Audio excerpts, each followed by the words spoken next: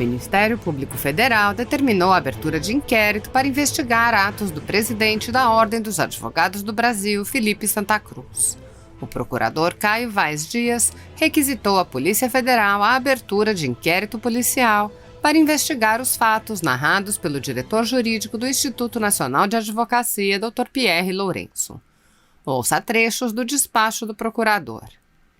Trata-se de procedimento instaurado a partir de representação do Instituto Nacional de Advocacia, o INAD, noticiando a suposta prática por parte do presidente da OAB Nacional, Felipe Santa Cruz, dos crimes de estelionato e falsidade ideológica.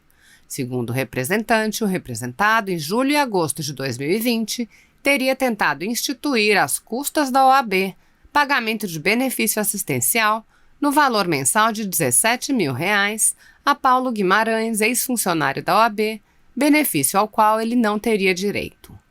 Aduz, ademais, que teria havido a falsificação de documento na medida em que o representado teria inserido informação falsa em processo administrativo e conexos, qual seja, que teria sido aprovado pelo colegiado o benefício ao ex-funcionário da OAB no valor de R$ 17 mil mensais pagos pela OAB. Ao fim, requer a investigação destes fatos com a realização da oitiva do funcionário supostamente beneficiado com a concessão ilegal do benefício, bem como a intimação da OAB para que forneça diversos documentos.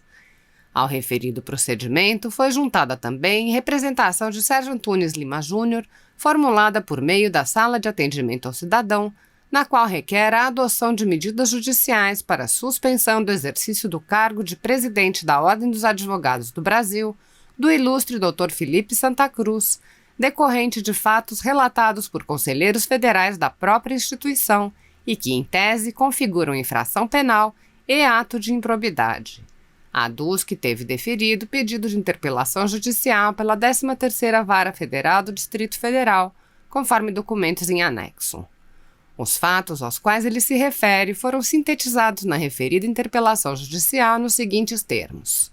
Teria o ilustre presidente, conforme confissão extraída de publicação oficial da instituição, concedido através de despacho monocrático, aposentadoria especial e vitalícia a determinado funcionário da OAB Nacional, de forma integral, no valor aproximado de R$ 17 mil, sob a alegação de que se trata de praxe da entidade, que ocorre desde 1987, sem qualquer fundamento legal para tanto, além de fazer inserir, supostamente, em ata deliberativa de sessão do colegiado, uma retificação do seu ato de concessão da aposentadoria pelo referido órgão, o que não teria acontecido, segundo o relato de 3 conselheiros.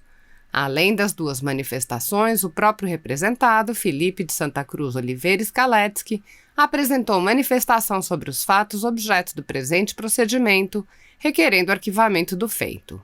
Informou que Paulo Fernando Torres Guimarães é funcionário do Conselho Federal da OAB desde 23 de julho de 1985 e, ao completar 35 anos de trabalho, peticionou pela concessão de benefício pós-aposentadoria com fundamento em decisão do Conselho Pleno do Conselho Federal da OAB, exarado em sua sessão número 1541, realizada em 17 de fevereiro de 1987. Ato contínuo, a diretoria da OAB, com base no referido precedente, deliberou pela concessão do benefício. Contudo, submetida à aprovação, diretores da entidade concluíram pela necessidade de maiores estudos, motivo pelo qual o representado teria suspendido a concessão do benefício e submetido a questão ao Conselho Pleno, que decidiria a questão na sessão plenária a ser realizada em setembro de 2020. No que toca ao objeto central deste procedimento, qual seja a suposta prática de crimes por parte do presidente do Conselho Nacional da OAB, em razão da alegada tentativa de concessão indevida de benefício pós-aposentadoria ilegal, bem como da suposta falsificação de documento, verifica-se que os fatos demandam maiores diligências para serem esclarecidos.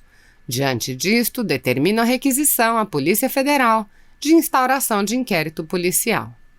Obrigada, senhor presidente. Cumprimento Vossa Excelência, os colegas presentes, as pessoas que nos acompanham, todos os funcionários da Casa. Muito embora haja pautas da maior relevância em trâmite na Casa, neste momento eu vou tratar de um assunto que eu entendo que é da maior relevância para a cidadania, para a sociedade, na nossa Constituição Federal, que é a advocacia. Está escrito na Constituição Federal que a advocacia, que o advogado, e eu coloco aqui também a advogada, que eles são essenciais à justiça. E por que eu estou falando da advocacia no dia de hoje? Eu, que venho da carreira, venho da advocacia, não estou advogando neste momento, por ter decidido me dedicar integralmente ao mandato, mas sou uma advogada convicta. Fui membro da OAB aqui em São Paulo por 6 anos, tive a honra de compor a turma recursal, a primeira turma recursal, presidida pela professora Ivete Senise, aqui na OAB de São Paulo, por alguns anos também, e sempre fui uma grande defensora das prerrogativas de advogados e advogadas. Um advogado, uma advogada, eles têm direito, nós temos direito a acessar os autos, para poder acompanhar o cliente numa oitiva, para poder participar de uma audiência. Essas garantias devem ser observadas no âmbito judicial, no âmbito policial, no âmbito administrativo. Nós temos direito ao sigilo, advogado nenhum pode ser constrangido a depor contra o seu cliente. Ele pode depor em determinadas situações, mas ele não pode ser constrangido a fazê-lo. Então eu poderia ficar aqui horas tratando das prerrogativas dos advogados, prerrogativas pelas quais eu luto, prerrogativas que eu ajudei a garantir quando compus oficialmente a Ordem dos Advogados Secção São Paulo. O que eu não posso admitir é que, quando profissionais que agem à margem da lei são alcançados, que a OAB venha dizer que a advocacia está sendo criminalizada. Nós temos que separar o que é comportamento digno, típico de advogados, de comportamentos que vão ao largo da ética e, infelizmente, findam recaindo em comportamentos de natureza criminal da maior gravidade. Ainda na época que eu compunha a ordem, eu dizia: nós precisamos debater o impacto da lei de lavagem de dinheiro na advocacia. Nós precisamos separar o que é comportamento típico de advogado do que é comportamento de um profissional que não merece ser chamado de advogado, que se presta a funcionar como estação de passagem de dinheiro ilícito. O que é advogar? Advogar é estudar, é pesquisar, é redigir petições, é ir fazer sustentação oral destas mesmas petições, é pedir sim para despachar com membros do Ministério Público, membros das polícias, membros do Poder Judiciário, para poder explanar as razões dos seus pleitos, das suas convicções, das suas indignações, dos seus inconformismos. Advogado não carrega mala para a autoridade. Advogado não faz contrato falso para passar dinheiro, para devolver, seja para o cliente, seja para juiz, seja para promotor, seja para delegado, para polícia, seja para político. Eu não estou entrando no mérito se A deve, se B deve, se C é inocente. Eu não estou pessoalizando.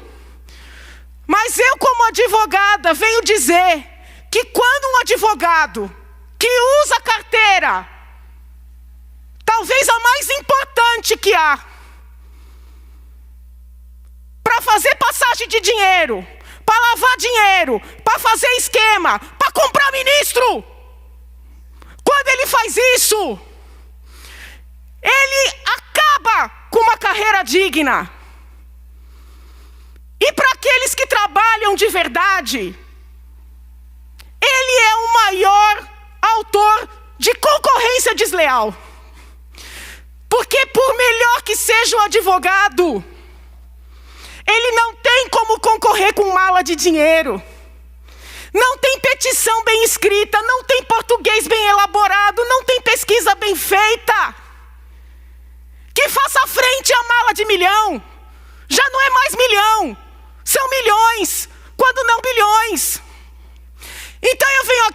oficialmente, como deputada, como cidadã, como advogada, apoiar a Lava Jato. Eu apoio a Lava Jato. E não importa se o advogado que está sendo alcançado é do ex-presidente Lula, é do atual presidente Bolsonaro. Não importa.